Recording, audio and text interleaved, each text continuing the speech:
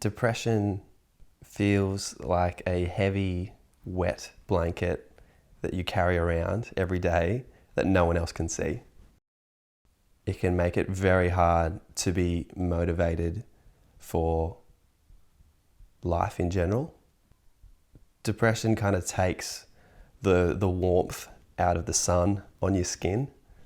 Even things that you usually love, all of a sudden there's no fulfillment or joy in them anymore. And it's very hard to see the hope. So for me, depression got me to a place when I was 21 years old where I didn't leave the house for 3 months. It was just like this kind of thing sitting underneath it all that all of a sudden, like, it was like my foundations just like crumbled. It's like your brain can't cope with processing life anymore. You're left just thinking, what is the point of everything? It's such a hidden place that you can go by in your life and you can put on a smile to your friends and they can have no idea what's happening on the inside, because depression is something that is completely internal unless you speak up about it. And the interesting about depression is it wants to isolate you, so everything within you doesn't want to vocalize and doesn't want to speak up about things, because it's something so close and so deep to the core of who we are in our hearts. It's often linked to deep things like what we believe about ourselves or traumas or wounds that we've been through in life. It can be very hard to let people into that place. And it can be very hard for people to understand that, because it's not a comfortable thing to deal with. It's not an easy thing to deal with.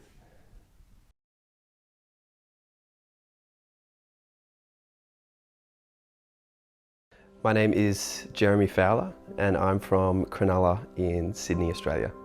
I was in a band called New Empire for 10 years.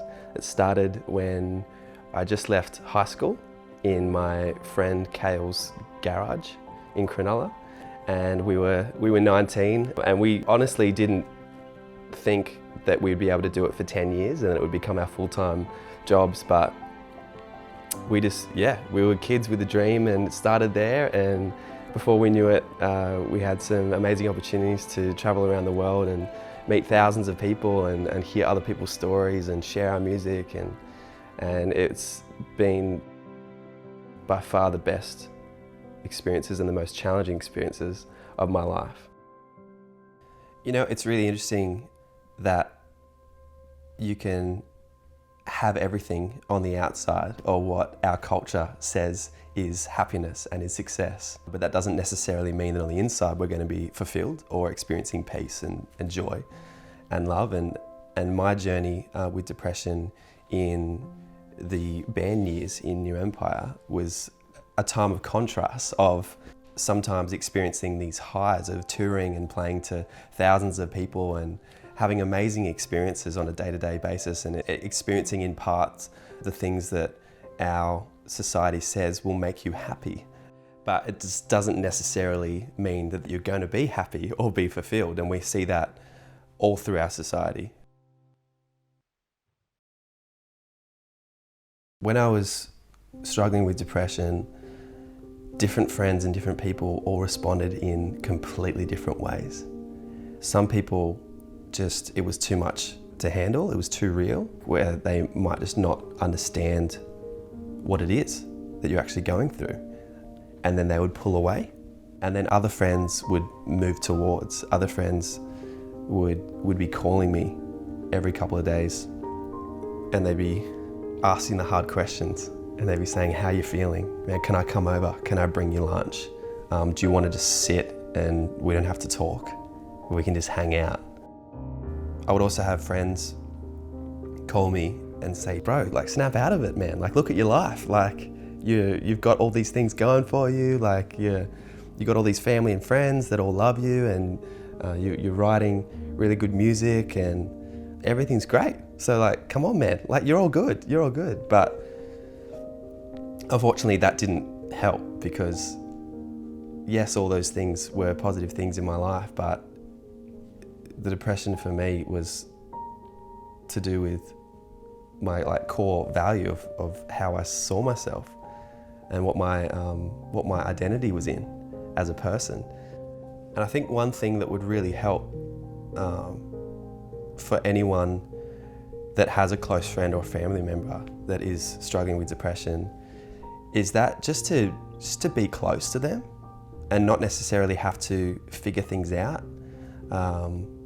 or try and get them out of it, but be okay with sitting with them and being uncomfortable with them and not having to fix it, but just being close.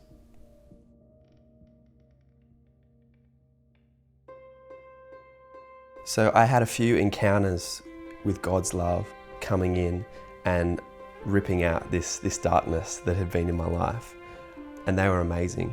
But it was also a choice, a day-to-day choice, to walk in the truth of who I am and the truth of my real value and my real worth. So every day I remember waking up, and some days when I didn't feel like it at all, but just saying, God, thank you that I'm your son, and thank you that you love me, which is the truth. But I had to choose to believe the truth, and I feel like that is so important. I do not struggle with depression anymore at all, which is a crazy, amazing thing. Where there was depression in the past, there's just joy now. I call it a joy that's beyond circumstance. That's beyond whatever's happening in my life. If you're struggling with depression, I would say to you that there is hope and there is life after depression. I know you may not feel like that right now, and I know you may feel like there's no way out, but I'm living proof that there is a way out, and that you can experience joy, and you can experience peace, and you can experience life again. I would try and be open and surround yourself, even if it's just with one person that loves you and wants to be with you. You know, God is close, He's not far. And even when you can't feel it, I would encourage you to ask Him to let you know who you are, what He thinks of you, and what He says of you. And He's not afraid of hearing exactly where you're at. Be honest and be vulnerable. And I guarantee you He will come. And that's why He's called a Saviour. You know, that's why Jesus is called the Saviour of the world. Because He loves to heal, He loves to restore, He loves to set free. He's done it with me, and so He can do it for anyone.